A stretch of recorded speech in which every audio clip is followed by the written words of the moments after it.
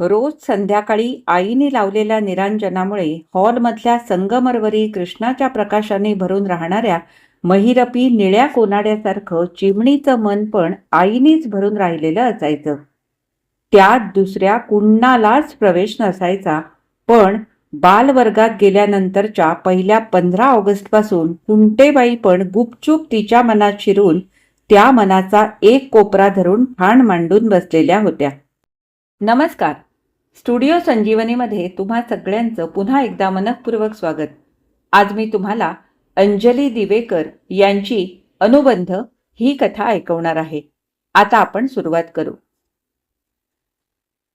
चिमणीला काहीही कळत नव्हतं तेव्हापासूनच, म्हणजे आई तिला लेकरू एगते, सासर नाही ना माहेर नाही असं म्हणायला लागल्यापासूनच ती कुंटेबाईंना ओळखत होती. कुंटेबाई चिमणीच्या घरापासून आई म्हणायची तशा हाकेच्या अंतरावर असलेल्या एका जुन्या बंगल्यात राहायच्या. त्या कुठल्या तरी शाळेच्या हेडमिस्ट्रेस होत्या म्हणे.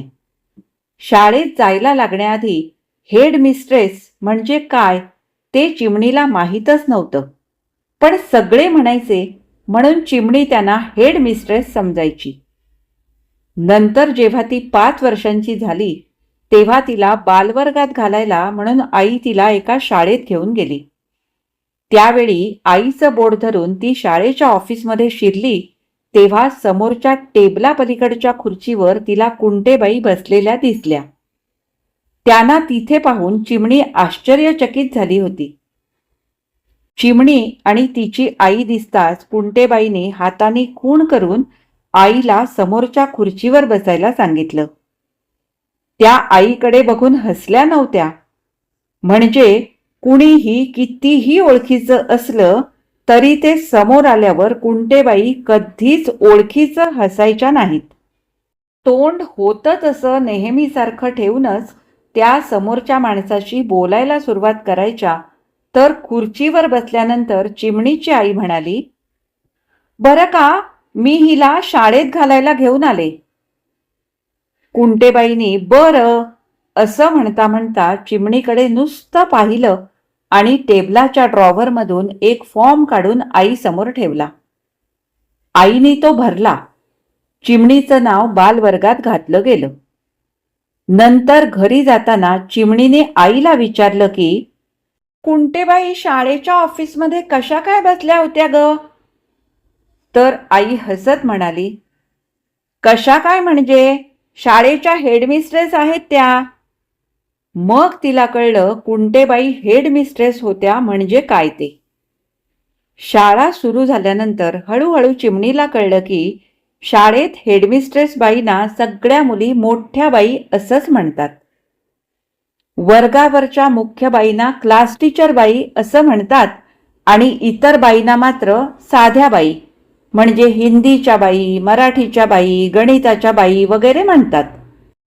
तर कुंटेबाईच आपल्या शाळेच्या मोठ्या बाई आहेत हे चिमणीला आत्ताच कळलं होतं.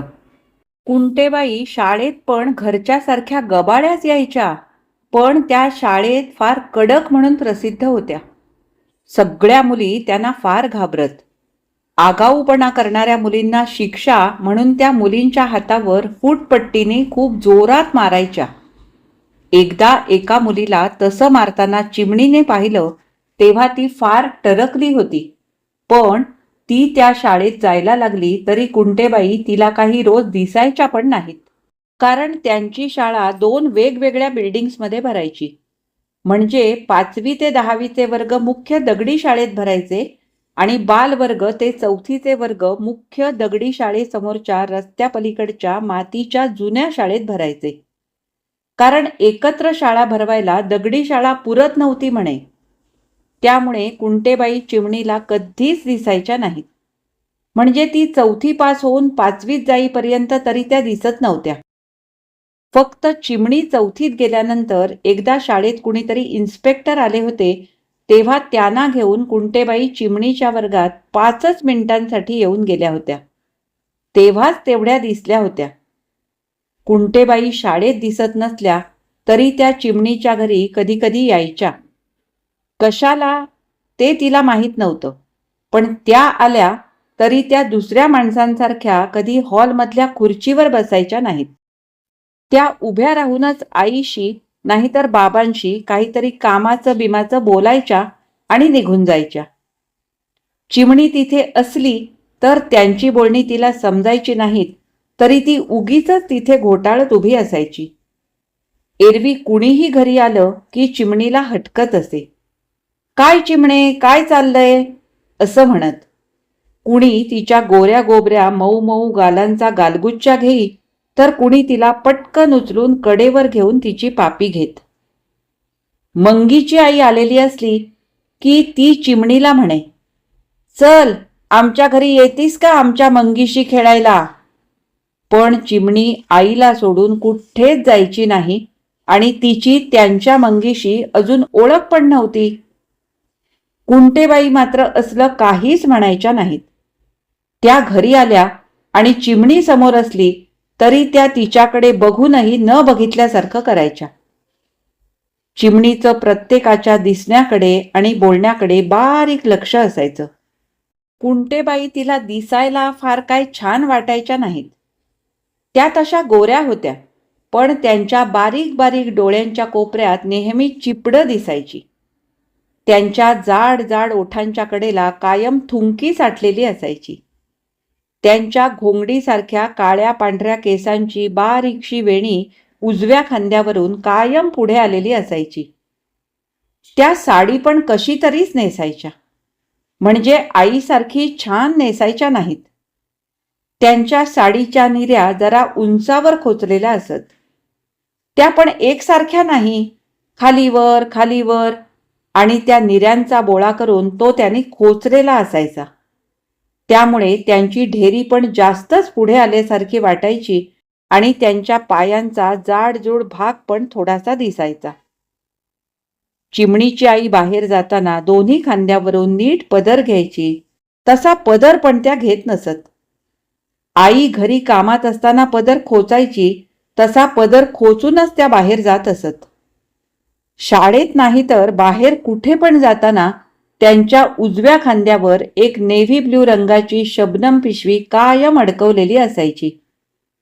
सगळे लोक त्यांना पाहिलं की आलं ध्यान, असं म्हणायचे. चिमणीच्या घराच्या आसपासची माणसं कुंटेबाईंबद्दल कधीच चांगलं बोलायची नाहीत. कुंटेबाई विक्षिप्त आहेत, भांडखोर आहेत, त्यांची सगळ्यांशी भांडणं होतात. त्या त्यांच्या नवऱ्याशी म्हणजे विश्वनाथराव कुंट्यांशी रोज भांडतात आणि भांडताना नवऱ्याला चक्क विषा म्हणतात, असं त्यांचे शेजारी पाजारी बोलायचे. कुंटेबाईंचा गोप्या हा काही त्यांचा खरा मुलगा नाहीये. मूल होत नाही म्हणून त्यांनी गोप्याला दत्तक घेतलेला आहे. त्याचे भिकार लाड करून त्यांनी त्याला बिघडवून ठेवलंय, म्हणून तो या आईबापांच्या डोक्यावर मिरे वाटतो. त्यांना उद्धट बोलतो. कुंटेबाईंची नजर वाईट आहे, त्यांच्यासमोर आपल्या लहान मुलांना आणू नये, वगैरे अशी चर्चा चिमणीच्या कानावर येता जाता खेळता आईबरोबर फिरता पडायची. शेजारच्या बायका दुपारी नाहीतर संध्याकाळी पायऱ्यांवर बसून गप्पा मारताना कुंटेबाईंबद्दल बोलत असायच्या, तेव्हा त्यांना कुंटीणबाई म्हणायच्या आणि एकमेकींकडे पाहून फिदी फिदी हसायच्या. अंगणात आसपास मुलींबरोबर खेळणाऱ्या चिमणीच्या कानावर एकदा कुंटीणबाई हा शब्द पडला. कुंटेबाई आणि कुंटीणबाई म्हणण्यात काय फरक आहे आणि तसं म्हणून या बायका का हसतात ते चिमणीला कळायचंच नाही.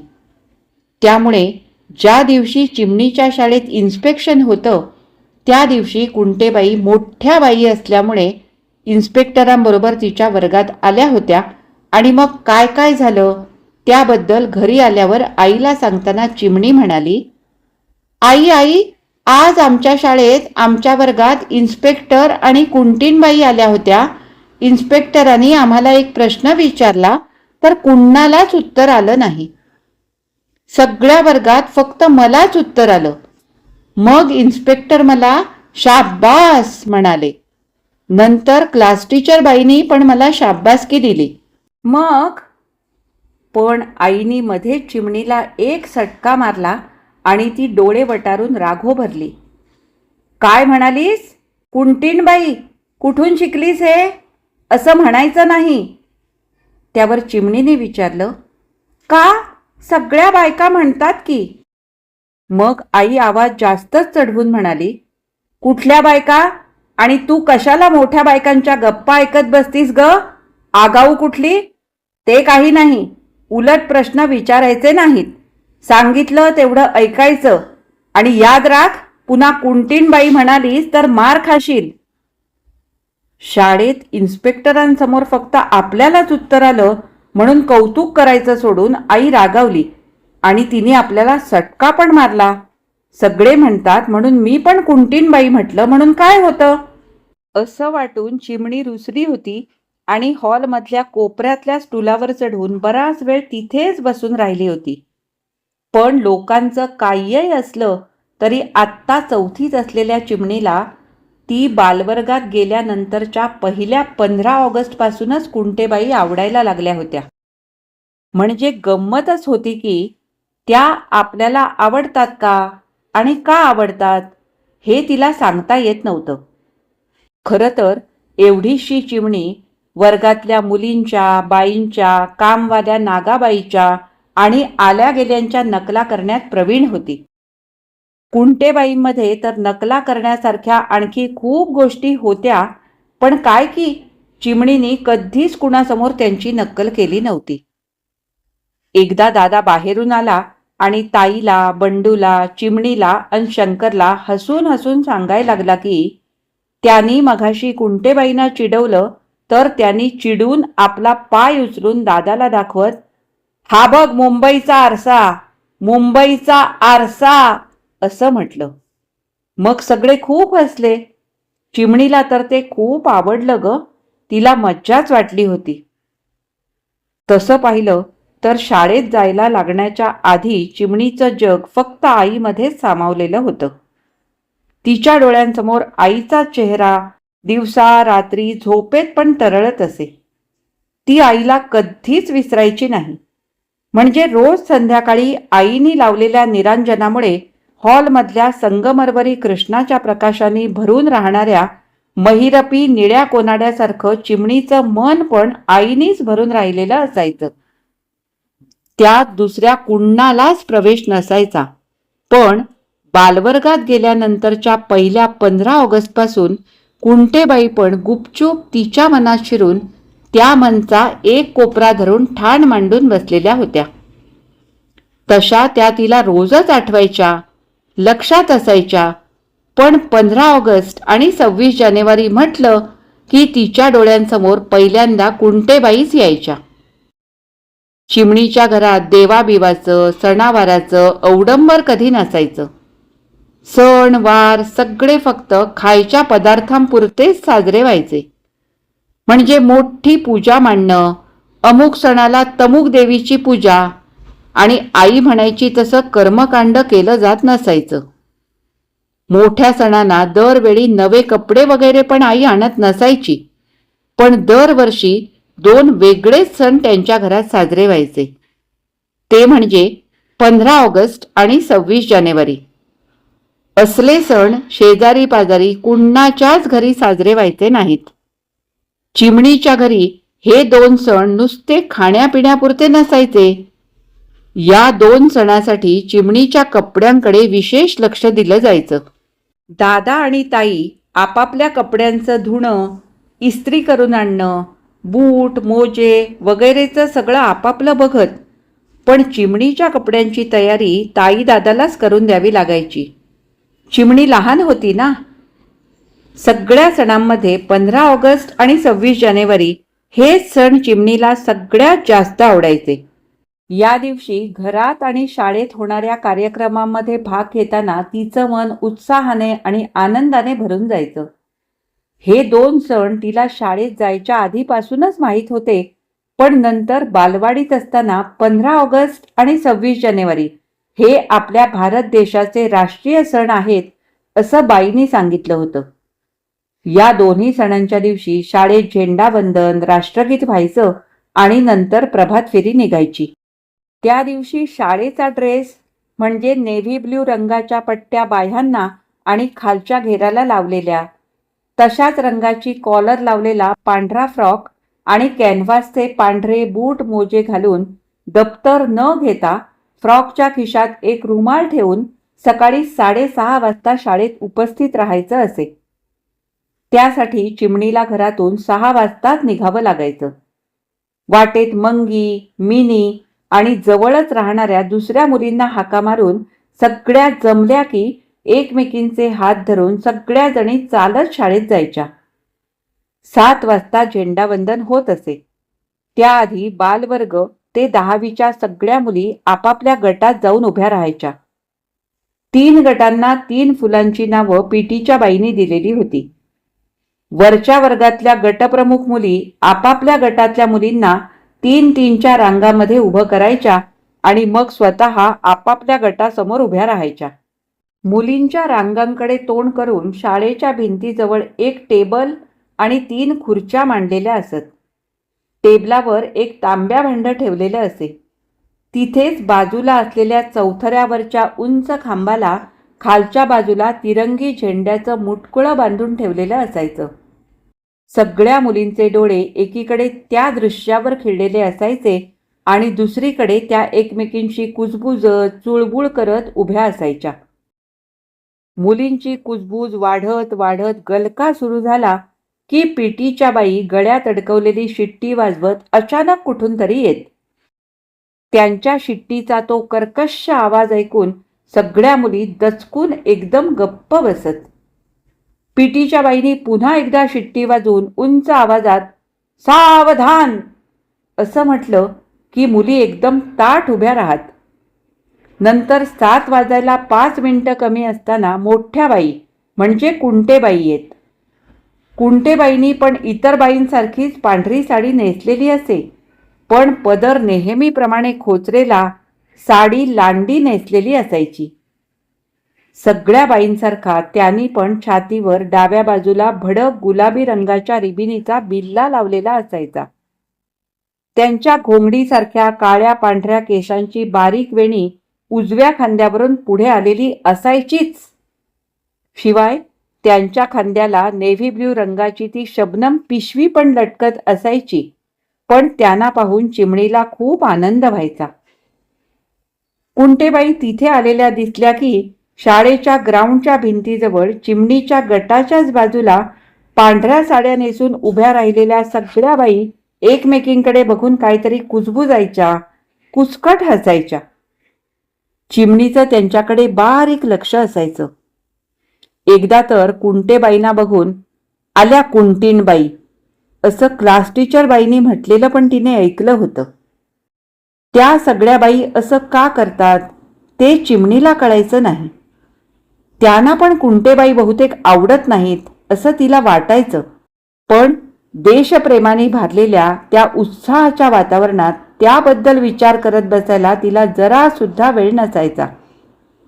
मोठ्या बाई आल्या की मग तिचं सगळं लक्ष समोरच्या झेंड्यावर एकवटलं जायचं, कारण लगेच मोठ्या बाईंच्या हस्ते ध्वजारोहण व्हायचं. त्यांनी दोरी ओढली की झेंड्याचं मुटकुळं सर सर वर कसं जातं आणि दोरी ओढायची थांबल्यावर त्या मुटकुळ्याचा एकदम सरळ झेंडा होऊन तो फडकायला कसा लागतो, त्यातून फुलं कशी पडतात, यातलं गौड बंगाल तिला समजतच नसे. ती आपली आ वासून त्या फडकणाऱ्या झेंड्याकडे पाहत राहायची. सगळ्या मुलींबरोबर जोर जोरात टाळ्या वाजवायची, उत्साहाने तळमळीने आणि प्रामाणिकपणे झेंडावंदन करायची. जनगणमन आणि वंदे मातरम ही राष्ट्रगीतं मन लावून म्हणायची. झेंडावंदनानंतर बालवर्गातल्या मुलींना त्यांचे त्यांचे दादा नाहीतर बाबा कुणीतरी येऊन घरी घेऊन जायचे, कारण इतक्या छोट्या मुलींना प्रभात फेरीला नेत नसत. बाकीच्या म्हणजे 1ली ते 10वीच्या सगळ्या मुलींना प्रभात फेरीला नेलं जायचं. आपापल्या गटात 3-3च्या रांगेत उभ्या राहिलेल्या मुलींसमोर येऊन पीटीच्या बाई शिट्टी वाजवायच्या आणि एक साथ पीछे मुड असं उंच आवाजात ओरडायच्या. त्याबरोबर सगळ्या मुली एकदम मागे वळायच्या. मग गटप्रमुख मुली पुन्हा आपापल्या गटासमोर येऊन उभ्या राहायच्या. तिन्ही रांगा एका मागोमाग उभ्या राहून त्यांची एक मोठी लांब लचक रांग तयार व्हायची आणि सर्वात पुढे ड्रम, ढोल आणि बासरी वाजवणाऱ्या मोठ्या वर्गातल्या थोराड मुलींचं पथक आधीच येऊन थडकलेलं असायचं. सगळ्या रांगा नीट तयार होईपर्यंत त्या मुली अधूनमधून उगीचच ढोलावर ढम ढम करायच्या, नाहीतर ड्रमवर टिपऱ्या वाजवायच्या.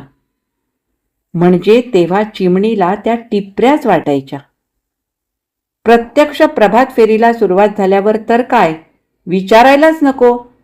ढोल पथकातल्या थोराड मुली एकदम जोर जोरात आपापली वाद्य वाजवायला सुरुवात करायच्या. ढोलाच्या आवाजाने चिमणीच्या कानठळ्या बसायच्या, कानात खाजायचं. पण बाजूच्या दोन मुलींचे हात तिच्या हातात गुंफलेले असल्यामुळे आणि एकमेकींचे हात सोडण्याची परवानगी नसल्यामुळे चिमणीला कानात बोट घालता यायचं नाही.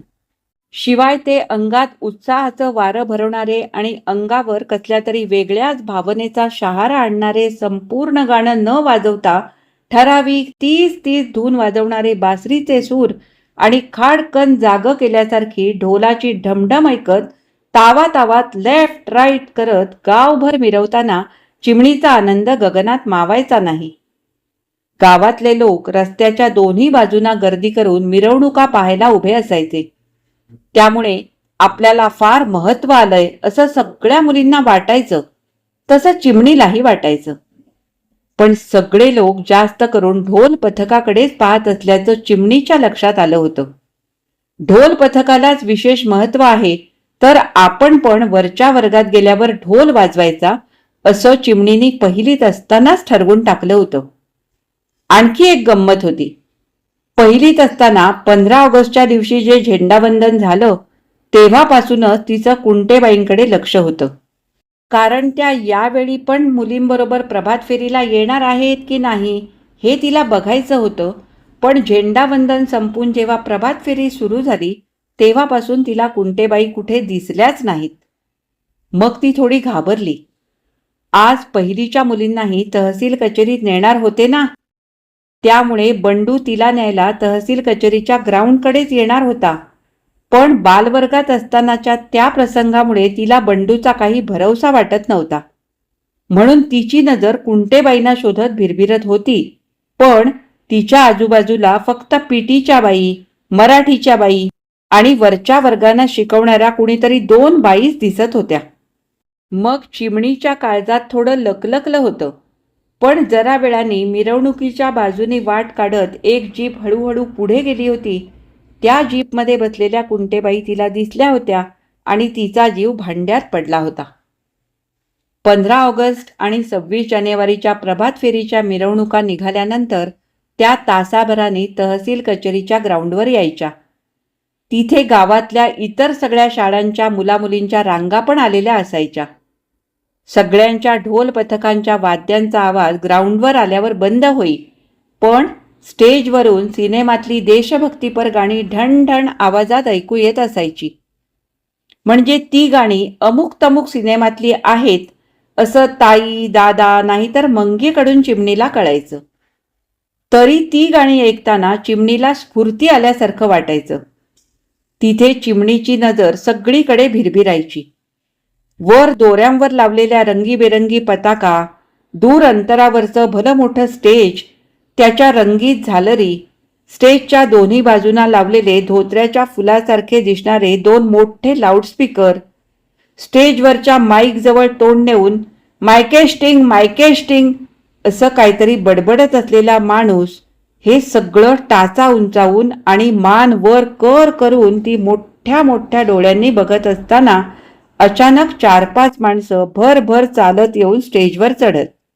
त्यांनी गांधी टोपी, खादीचे पांढरे कपडे आणि राखाडी रंगाची जाकीटं घातलेली असायची आणि त्यांनीही जाकीटांवर भडक गुलाबी रिबिनींचे मोठे बिल्ले लावलेले असायचे. त्यांच्यातल्या कुणाच्या तरी हस्ते ध्वजारोहण व्हायचं. हा झेंडा तर आणखी मोठा असे. त्याच्या मुटकुळ्यातून पण पुन्हा तशीच फुलं पडायची. ते झाल्यानंतर सगळ्यांनी मिळून जनगणमन म्हणायचं. त्यानंतर ती माणसं पुन्हा स्टेजवर चढायची आणि एकामागून एक भाषणं करायची. त्या भाषणांचा मात्र चिमणीला फार कंटाळा यायचा. त्यातलं तिला ओ का ठो कळत नव्हतं, पण खाली अंथरलेल्या धुळीने माखलेल्या ताडपत्रीवर बसून सगळ्या मुलींबरोबर तिलाही भाषणं ऐकावीच लागायची. तोपर्यंत 11 वाजून गेलेले असायचे. चिमणीच्या पोटातले कावळे भुकेने काव काव करत तिला भंडावून सोडायचे. घोषणा देऊन घशाला कोरड पडलेली असायची. शेवटी केव्हा तरी एकदाची ती भाषणं संपायची आणि लाऊडस्पीकरवर पुन्हा सिनेमातली देशभक्तीपर गाणी सुरू व्हायची. सगळ्या मुली धडपडत उठून उभ्या राहायच्या आणि सगळ्या रांगा मोडून प्रचंड गर्दी व्हायची. लगेच गडबड, गोंधळ, ढकलाढकली सुरू व्हायची. खालून उठलेल्या धुरळ्यामुळे सगळ्यांच्या नाकातोंडात, डोळ्यात धूळ जायची. चिमणी कासावीस होऊन कुंटेबाईंना शोधत राहायची, पण इतक्या गोंधळात त्या काही दिसायच्या नाहीत. मग चिमणी, मंगी आणि त्यांच्या घराजवळ राहणाऱ्या मुली एकमेकींचे हात घट्ट धरून गर्दीतल्या धक्काबुक्कीतून रेटारेटी करत कशाबशा बाहेर पडायच्या. चिमणीच्या घरात राष्ट्रीय सणांसाठी खास बेत असायचा. दरवर्षी त्या सणांच्या दिवशी आई दादाला मगनलाल हलवायाच्या दुकानात पाठवून गरम ताज्या ताज्या जिलब्या आणून घ्यायची. तहसील कचेरीच्या ग्राउंडवरून रस्त्याला लागून मुलींबरोबर घराकडे पळत असताना चिमणीच्या डोळ्यांपुढे त्या केशरी रंगाच्या गोल गोल गोड गोड जिलब्याच दिसायच्या. घरी पोहोचल्यावर कसे बसे हातपाय तोंड धुवून आणि फ्रॉक बदलून चिमणी थेट पाटावर येऊन बसायची. त्या दिवशी चिमणी फक्त जिलबीच खायची. त्या केशरी रंगाच्या कडक नळ्यांमधला गोड गोड रस ओठांनी चोखून जिभेवर घेताना आणि नंतर ते जिलबीचे तुकडे खाताना चिमणी त्यात रंगून जायची. 15 ऑगस्ट आणि 26 जानेवारी या सणांसाठीच्या चिमणीच्या जाम्या निम्याची पूर्वतयारी पण जोरदार असायची. शाळेचा निळ्या काठांचा आणि कॉलरचा नवा पांढरा फ्रॉक जूनमध्ये शाळा सुरू होतानाच घेतलेला असायचा आणि एरवी तो फक्त शनिवारी म्हणजे पीटीच्या दिवशीच घालून जायचा असे. पण शनिवारी अर्धी शाळा करून घरी आल्यानंतर त्या पांढऱ्या फ्रॉकला धुळीचा रंग आलेला असायचा. म्हणजे चिमणीचे बाबा म्हणायचे तसा तिच्या पांढऱ्या फ्रॉकचा रंग गेलेला असायचा.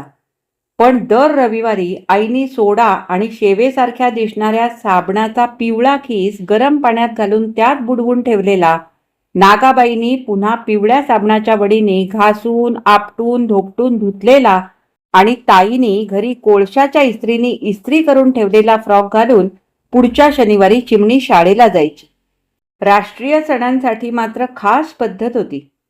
2 दिवस आधी चिमणीचा टिनोपॉल आणि नीळ घालून धुतलेला फ्रॉक कडक इस्त्रीसाठी धोब्याकडे पाठवला जायचा. तिच्यासाठी नवे पांढरे मोजे, पांढऱ्या रिबिनी आणि कॅनव्हासच्या पांढऱ्या बुटांसाठी पांढऱ्या पॉलिशचा खडू पण आणलेला असायचा. 5वीच्या वर्गात गेल्यानंतर चिमणी आपले बूट स्वतः धुवायला लागली होती, पण त्याआधी तिचे बूट ताई साबणाने धुवून द्यायची. मग चिमणी ओसरीच्या पायऱ्यांवर बसून आपल्या बुटांना पॉलिशच्या खडूने घासून चकाचक करून ठेवायची. या दिवसात तर दादाला चिमणीला चिडवण्याची चांगलीच संधी मिळायची. त्यांनी चिमणीचा इस्त्री केलेला ड्रेस आदल्या दिवशीच धोब्याकडून घरी आणून ठेवलेला असायचा. पण चिमणी दिवसातनं 17 वेळा त्याला माझा ड्रेस आणला का म्हणून विचारायची, तेव्हा दादा दरवेळी काय तरी थापा मारायचा. तिने दादा माझा ड्रेस आण की रे म्हटलं की तो तोंड गंभीर करून तिला सांगायचा, नाही, उद्या तुला तुझा ड्रेस मिळणारच नाहीये, धोब्यानी त्याला अजून इस्त्री केलीच नाहीये. संध्याकाळी तर चिमणी काकुळतीला येऊन त्याच्या मागे लागायची, ए दादा आण की रे माझा ड्रेस आता तरी. पण दादा तिला चिडवत हसत म्हणायचा, मी मघाशीच धोब्याकडे जाऊन आलोय, त्याने अजून तुझ्या ड्रेसला इस्त्री केली नाहीये, उद्या तुझं झेंडावंदन बुडणार, बसा आता घरीच. शेवटी चिमणी आईकडे धाव घ्यायची. मग आईने त्याला रागो भरल्यावर तो कपाटातून चिमणीचा ड्रेसचा फ्रॉक तिला द्यायचा. अशा चिडवाचिडवी आणि रुसाफुगीशिवाय चिमणीची तयारी कधी व्हायचीच नाही. अशी तयारी एकदाची झाल्यावर चिमणी आपला उद्याचा सगळा सरंजाम हॉलच्या कोपऱ्यातल्या स्टुलाजवळ मांडून ठेवी. म्हणजे रिबिनी आणि रुमाल, कडक इस्त्रीचा कागदात बांधलेला ड्रेस स्टुलावर, खाली बूट मोजे वगैरे. मग रात्री हॉलमध्ये आईच्या कुशीत झोपल्यानंतर झोप लागेपर्यंत ती पुन्हा पुन्हा मान उंचावून त्या सरंजामाकडे पाहून घ्यायची. त्यामुळे आई तिला दामटून झोपवायची, कारण दुसऱ्या दिवशी पहाटे 5 वाजता तिला ती उठवणार असायची. इतक्या लवकर उठवण्याचं कारण म्हणजे हे राष्ट्रीय सण नुसते शाळा आणि तहसील कचेरीपुरतेच नसायचे काही. चिमणीच्या घरी पण झेंडावंदन व्हायचं. घरचं झेंडावंदन झाल्यावरच चिमणी शाळेत जायची. घरच्या झेंडावंदनाची तयारी पण आदल्या दिवशी आई करत असायची. ती पाहायला चिमणीला फार आवडायचं. आदल्या दिवशीच्या दुपारी आईबाबांच्या खोलीत जाऊन तिथे कोपऱ्यात ठेवलेली भली मोठी ट्रंक उघडायला बसायची. याच ठोकड्यावर असलेली चिमणी आईच्या मागे मागे जाऊन त्या ट्रंकेजवळ उभी राहायची. आईने पेटी उघडल्यानंतर त्यातून एक वेगळाच मस्त वास दरवळायचा. डांबराच्या गोळ्या आणि छोट्या कुपीतलं वाड्याचं अत्तर यांचा तो एकत्र वास चिमणीला फार आवडत असे. शिवाय त्या पेटीत आईने एक सापाची कात पण ठेवलेली असायची. चिमणीला त्या कातीची पण भीती वाटायची, पण ठेवणीच्या कपड्यामध्ये सापाची कात ठेवली की कपड्यांना कसर लागत नाही असं आई सांगत असे. तर ट्रंकेजवळ बसून आई त्या ठेवणीतल्या कपड्यांच्या वरच्या वरच्या घड्या बाहेर काढून ठेवी. मग तळाशी ठेवलेली तिरंगी झेंड्याची घडी बाहेर काढून आई ती चिमणीच्या हातात देई. राष्ट्रीय सणांच्या आदल्या रात्रीच घरातल्या कुणीतरी मुलांनी शिडीवरून गच्चीत जाऊन वरच्या कठड्याला लांबलचक काठी बांधलेली असायची. दुसऱ्या दिवशी सकाळी 6 वाजता बाबा तो झेंडा वर चढवायचे. मग आई, बाबा, ताई, दादा, बंडू, शंकर आणि चिमणी सगळीजण त्या झेंड्याला वंदन करून एका सुरात जनगणमन, वंदे मातरम वगैरे म्हणायचे. हे सगळं होत असताना चिमणीला वेगळं आणि खूप खूप छान वाटत राहायचं. तिच्या मैत्रिणींच्या कुणाच्याही घरी असा तिरंगी झेंडा उभारण्याचा कार्यक्रम करत नव्हते ना, पण आपल्याच घरी तो का करतात हे चिमणीला आधी माहीतच नव्हतं. नंतर केव्हा तरी एकदा तिला कळलं होतं की आपले आई बाबा म्हणजे काही साधे नाहीत, ते पूर्वी स्वातंत्र्य सैनिक होते म्हणे. म्हणून आपल्या घरी तिरंगी झेंडा आहे आणि तो दरवर्षी राष्ट्रीय सणांच्या दिवशी उभारला जातो.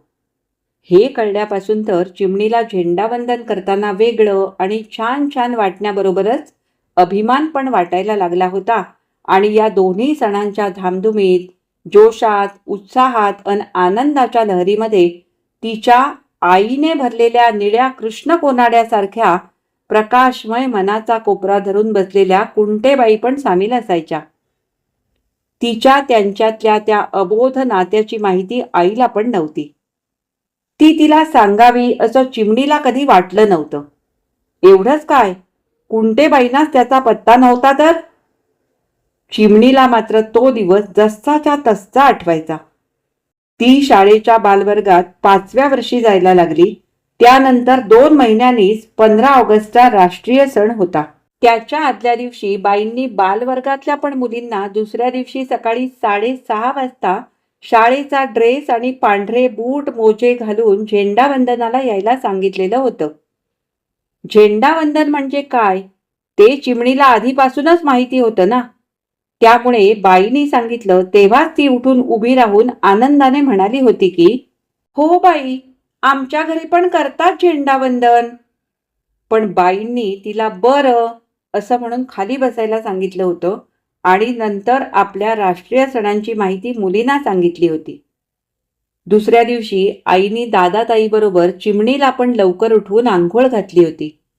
मग ताईनी तिला छान तयार केलं होतं आणि बंडू तिला सायकलवर बसवून शाळेत सोडून आला होता. झेंडावंदन झाल्यानंतर सगळ्या मुलींची प्रभात फेरी निघते, ती तहसील कचेरीत जाते वगैरे बद्दल तिला काहीच माहिती नव्हतं. म्हणजे प्रभात फेरी, तहसील कचेरी, ड्रम, ढोल असले आणखीन खूप शब्द पण तेव्हा तिला माहिती नव्हते. बालवर्गातल्या मुलींनी सांगितलं होतं की तू चिमणीला शाळेत सोडल्यावर तिथेच थांब आणि झेंडावंदन झालं की तिला घरी घेऊन ये. पण बंडू चिमणीचं झेंडावंदन होईपर्यंत जरा सायकल फिरवून घेऊ असं म्हणून कुठंतरी गेला. तो लवकर आलाच नव्हता. झेंडावंदन झाल्यानंतर शाळेतल्या सगळ्या मुली ढोल, ड्रम आणि बासरीच्या तालावर 1 2 1 करत 3-3च्या रांगांनी निघून गेल्या. बालवर्गातल्या सगळ्या मुलींना त्यांचे त्यांचे कुणीतरी येऊन घेऊन गेले, पण बंडूचा पत्ताच नव्हता. चिमणी आपली बिचारी होऊन ग्राउंडवर एकटीच उभी होती. खूप वेळ झाला तरी बंडू आला नाही असं चिमणीला वाटलं. बंडूला डोळ्यांनी शोधताना शाळेच्या फाटकाजवळ एकसारख्या पांढऱ्या साड्या नेसलेल्या 4-5 बाई तिला दिसल्या होत्या. ती त्यांच्याकडेच बघत होती. त्याच वेळी त्यातल्या एका बाईचं तिच्याकडे लक्ष गेलं होतं. तेव्हा त्यांनी तिला हात करून जवळ बोलावलं होतं आणि विचारलं होतं, काय ग, तुला न्यायला कुणी आलं नाही का अजून? त्यावर चिमणीने नुसतीच मान हलवली होती. मग त्या बाई तिला म्हणाल्या, चल आमच्याबरोबर. तेवढ्यात एक जीप आली आणि सगळ्या बाई जीपमध्ये चढून बसल्या. त्या बाईंनी चिमणीला पण उचलून आपल्याजवळ बसवलं होतं. चिमणी चुपचाप बसली. म्हणजे कुत्र्या मांजरांच्या पिल्लांना कुणी पण उचलून कुठे पण घेऊन जातं, कुठे पण नेऊन ठेवतं, पण ती इतकी छोटी असतात की आपल्याला कुणी का उचललं आहे, कुठं नेऊन ठेवणार आहेत, नाही तर ठेवलं आहे हे माहीतच त्यांना नसतं, कळतच नसतं. पण ती काहीच करू शकत नसतात, काहीच त्यांच्या हातात नसतं. तसं चिमणीला पण काहीच कळलं नव्हतं की आता आपल्याला कुठे नेतायत, आपल्याला घरी आईकडे नेऊन सोडणार आहेत का वगैरे. आत्ता तिला आईच हवी होती, पण ती काही न बोलता, न घाबरता, न रडता त्या जीपमध्ये बाईंजवळ बसून राहिली होती. त्यांची जीप तहसील कचेरीच्या बाहेर भिंतीजवळ थांबली. सगळ्या बाई उतरत असताना चिमणीने पण खाली उडी मारली. इकडे सगळीकडे गर्दीच गर्दी होती. त्या बाईंनी चिमणीच्या खांद्याला धरून तिला चालवत त्यांच्या शाळेच्या मुलींच्या रांगा होत्या तिकडे नेलं आणि तिच्या दंडाला धरून सगळ्यात पुढे म्हणजे ढोल पथकाच्या मुलींच्या मागे 3-3च्या रांगांमध्ये उभ्या राहिलेल्या पहिल्या 3 मुलींजवळ उभं केलं. मग त्या निघून गेल्या. चिमणी आपली त्या मुलींजवळ उभी होती. तिथल्या झेंडावंदनाचा झेंडा, स्टेज, त्यावरची माणसं सगळं खूप दूर होतं. त्यातून पुढे उभ्या असलेल्या उंच मुली, मुलं, मोठी माणसं मध्ये येत असल्यामुळे एवढ्याशा चिमणीला समोरचं कायच दिसत नव्हतं. फक्त लाऊडस्पीकरवरून ढणढण वाजणारं राष्ट्रगीत ऐकायला येत होतं. ते संपल्यावर लाऊडस्पीकरवरून सगळ्यांना खाली बसायला सांगितलं होतं. चिमणी पण तिच्या बाजूच्या मुलीला खेटून त्या धुळीने भरलेल्या ताडपत्रीवर बसून राहिली होती. दूरवरच्या त्या स्टेजवरच्या माणसांची भाषणं सुरू झाली. मग चिमणी कंटाळली. तिला झोप यायला लागली. तिला खूप भूक लागली होती, पण कुणाला सांगायचं आणि कुणाला विचारायचं? चिमणीचं तर कुणीच ओळखीचं नव्हतं. मग ती जिला खेटून बसली होती तिच्याच दंडावर डोकं टेकून पेंगायला लागली होती. त्यावेळी पण तिला भीती काहीही वाटलेली नव्हती, पण आईची आठवण यायला लागली होती. केव्हा तरी ती भाषणं संपली. अचानक सगळ्या मुली, बाकीची मुलं, मोठी माणसं धडपडत उठून उभी राहिली. चिमणीच्या बाजूची मुलगी पण तिच्या दंडावर डोकं ठेवून पेंगणाऱ्या चिमणीला झटकत उठली होती. मग चिमणी पण दचकून धडपडत उभी राहिली. तिला काही कळेच ना की काय झालंय. आजूबाजूला एकदम गर्दी, गडबड, गोंधळ, धक्काबुक्की सुरू झाली. खालून धुळीचे लोट उठायला लागले. ढकलाढकलीमुळे हेलपाटणाऱ्या चिमणीच्या नाकातोंडात धूळ जाऊन तिला कोंडल्यासारखं, गुदमरल्यासारखं व्हायला लागलं. एवढीशी चिमणी, ती मान वर करून पाहायला लागली तर तिला कुणाचीच तोंड दिसेनात. आता मात्र ती खूप घाबरली, पण मनातून खूप खूप घाबरलेली चिमणी रडली नव्हती. रडायचा हक्क फक्त घरी आई समोर, नाहीतर आई आसपास असताना. असाच खूप वेळ गेला. म्हणजे चिमणीला तसंच वाटलं होतं, पण इतक्या गर्दीत, धक्काबुक्कीत, हेलपाटत चिमणी आपली जागच्या जागी उभीच राहिली होती. गांगरून, धास्तावून इकडे तिकडे बघत राहिली होती. काय करावं, कुठं जावं तिला काही कळतच नव्हतं. एवढ्यात कुणीतरी बाईंनी तिला पटकन उचलून कडेवर घेतलं होतं. कडेवर म्हणजे शाळेतल्या मुलं मुली म्हणायच्या तसं काकत घेतलं होतं. काकत म्हणजे आई घेते तसं हातावर बसवून नाही, तर कमरेवर घागर घेतल्यासारखं बसवून तिच्या भोवती हात टाकून तिला धरून ठेवलं होतं. त्या बाईनी चिमणीला विचारलं, तू इथं एकटी का उभी राहिलीस बेटा? तुला कुणी आणलं इथं? मग चिमणीने आपल्याला कुणी उचलून घेतलंय म्हणून त्या बाईंच्या तोंडाकडे बघितलं, तर त्या कुंटेबाई होत्या. त्याच क्षणाला तिची धास्ती, भीती, गांगरणं, आईची आठवण हे सगळं जादूसारखं गायबच झालं होतं. मग ती त्यांना जास्त चिकटून बसली. कुंटेबाई काही तिच्याकडे बघून हसल्या नव्हत्या, पण आपल्या पांढऱ्या साडीचा खोचलेला पदर काढून त्या पदराने त्यांनी तिचं धुळीने भरलेलं तोंड आणि तिच्या नाकातून येणारा थिंबू पुसला होता. घरी जायचंय ना बेटा? चल, आपण तुझ्या घरी जाऊया, असं म्हणत त्याने डाव्या हाताने चिमणीला स्वतःशी घट्ट जवळ घेतलं आणि उजव्या हाताने माणसांना अडवत अडवत तिचं रक्षण करत गर्दीतून वाट काढत त्या पुढे जायला लागल्या. चिमणी पण त्यांच्या गळ्यात हात टाकून त्यांना घट्ट बिलगून बसली होती. त्यांच्या मऊ मऊ कुशीत तिने आपलं तोंड लपवलं आणि मुसमुसत तिने रडण्याचा बारीक सूर धरला. मग कुंटेबाईंनी उजव्या हाताने तिच्या डोक्यावर थोपटलं आणि त्या प्रेमाने म्हणाल्या, उगी उगी बेटा, भूक लागली का तुला? त्यावर त्यांच्या कुशीतून तोंड बाहेर न काढता तिने नुसतंच हू केलं होतं. चिमणीला तसंच सांभाळत कडेवर घेऊन कुंटेबाई तहसील कचेरीच्या मुख्य फाटकाजवळ आल्या आणि त्यांनी तिला कडेवरून खाली उतरवलं. त्या फाटकाच्या बाजूंच्या आतल्या भिंतीजवळ टेबलं मांडलेली होती. त्यांच्यावर चकचकीत पत्र्याचे मोठे चौकोनी डबे ओळीने ठेवलेले होते. तिथे मुलामुलींची खूप गर्दी झालेली होती. टेबलामागे उभी असलेली माणसं सगळ्या मुलांना त्या डब्यांमधली बिस्किटं काढून वाटत होती. कुंटेबाईंनी त्यातल्या एका माणसाला चिमणीला बिस्किटं द्यायला सांगितली, तर तो माणूस लगेच टेबलामागून पुढे आला आणि त्याने एका डब्यात हात घालून चांगली ओंजळभर बिस्किटं बाहेर काढली. चिमणीकडे कौतुकाने हसून बघत त्यांनी ती बिस्किटांची ओंजळ तिच्या समोर धरली. तिने आपल्या चिमूशा हातात मावतील तेवढी बिस्किटं घेतली आणि आपल्या तोंडात कोंबली. कुंटेबाई त्याला म्हणाल्या की बाकीची बिस्किटं भर तिच्या फ्रॉकच्या खिशात. चिमणी हरखूनच गेली. ती वेगवेगळ्या प्राण्यांच्या आकाराची छोटी छोटी गोड गोड बिस्किटं तिला खूपच आवडली होती. तिच्या फ्रॉकचे खिसे त्या प्राण्यांनी गच्च भरले होते, तरी त्या माणसाने पुन्हा डब्यातली आणखीन बिस्किटं ओंजळ भरून काढली होती आणि कौतुकाने हसत तो म्हणाला होता, बेबी, ही घे तुझ्या फ्रॉकात. चिमणीने आपला फ्रॉकचा पुढचा भाग पसरून धरला. आपल्या फ्रॉकात पडलेले बिस्किटांचे इतके प्राणी पाहून ती मज्जेत हसली. फ्रॉकातली सगळी बिस्किटं खाऊन झाल्यावर कुंटेबाईंनी तिला पुन्हा कडेवर उचलून घेतलं आणि विचारलं, पाणी प्यायचं का बेटा? चिमणीने खुशीत येऊन मान डोलावली. मग त्या तिला एका टेबलावर ठेवलेल्या पाण्याच्या टिपाकडे घेऊन गेल्या. पाणी प्यायल्यानंतर ती कुंटेबाईंच्या कडेवर बसूनच घरी आली होती. तिला अंगणात सोडून त्या बाहेरच्या बाहेर निघून गेल्या. चिमणी पण पळत घरात आली. तिला पाहून सकाळपासून चिंतातूर असलेलं आईचं तोंड निवळलं. ती चिमणीला राघव भरली. अगं कार्टे, कुठं होतीस सकाळपासून? किती हुडकलं तुला सगळ्यांनी? असं तिने म्हणल्यावर चिमणी आईला चिकटली. मग आई तिला उचलून घेऊन म्हणाली, चला आता हातपाय धुवून या, जिलेबी खायची ना?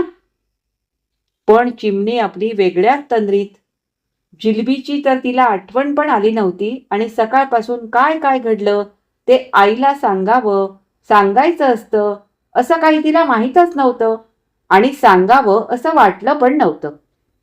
नंतर केव्हा तरी ताईदादाच्या बोलण्यावरून तिला एवढं कळलं होतं की आपल्याला शाळेत सोडून बंडू सायकल फिरवायला गेला आणि तो परत आला तेव्हा चुकामुक झाली होती म्हणे.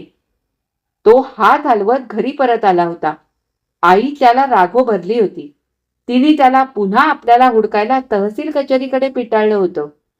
दादा पण मित्राची सायकल घेऊन गावभर हुडकून आला होता, पण नंतर कुंटेबाईंनी आपल्याला अंगणात आणून सोडल्याचं ताईने खिडकीतून पाहिलं होतं. हे सगळं माहीत झालं तरी चिमणीला त्याच्याशी काही देणं घेणं नव्हतं.